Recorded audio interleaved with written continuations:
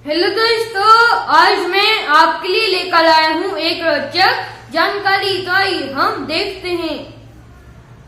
क्या आप जानते हैं कहाँ शब्द का क्या अर्थ होता है और इसका प्रयोग हम कब करते हैं, और कहाँ शब्द का क्या अर्थ होता है और इसका प्रयोग हम कब करते हैं। बहुत से बच्चों को इसके बारे में पता ही नहीं होता है, इसलिए आज मैं ये वीडियो लेकर आया हूँ। देखिए दोस्तों, यहाँ पर कोई भी बिंदी नहीं है, तो इसे हम कहा पढ़ेंगे और इसका उच्चारण हम गले से करेंगे, कहा। और यहाँ पर चंद्र बिंदी है, तो हम इसका उच्चारण नाक से करेंगे, कहा।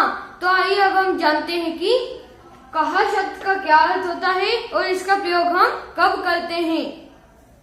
कथन। दोस्तों, बिना चंद्र बिंदी वाला कहा का मतलब होता है कथन, यानी कि शिक्षक ने आपसे कुछ कहा तो वो हो गया कथन। आपने किसी से कुछ बोला तो वो हो गया कथन। इस समय पर हम इस्तेमाल करते हैं कहा शब्द का। तो आइए अब हम इसका वाक्य में प्रयोग करते हैं।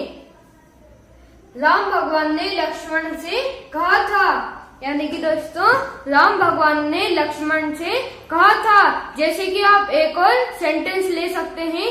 शिक्षक ने सभी बच्चों से कहा कि अपना अपना गृह कार्य करके लाना। तो देखिए दोस्तों, वहाँ पर कहा शब्द का प्रयोग हुआ, उसे हमने गले से पढ़ा, नाक से नहीं बोला। तो आइए अब हम जानते हैं कि कहा शब्द का क्या अर्थ होता है और इसका प्रयोग हम कब करते हैं। स्थान, यानी कि दोस्तों कहाँ का मतलब होता है स्थान। तो आइए अब हम इसका वाक्य में प्रयोग करते हैं।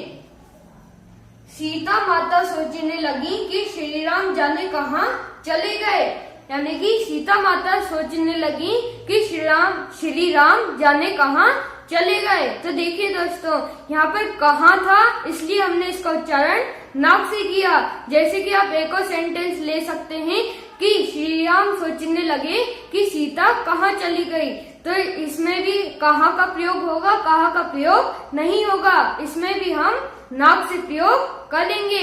दोस्तों, अब तो आपको मेरी बात समझ में आ गई होगी, और अगर आ गई है तो मेरे इस वीडियो को लाइक और चैनल को सब्सक्राइब जरूर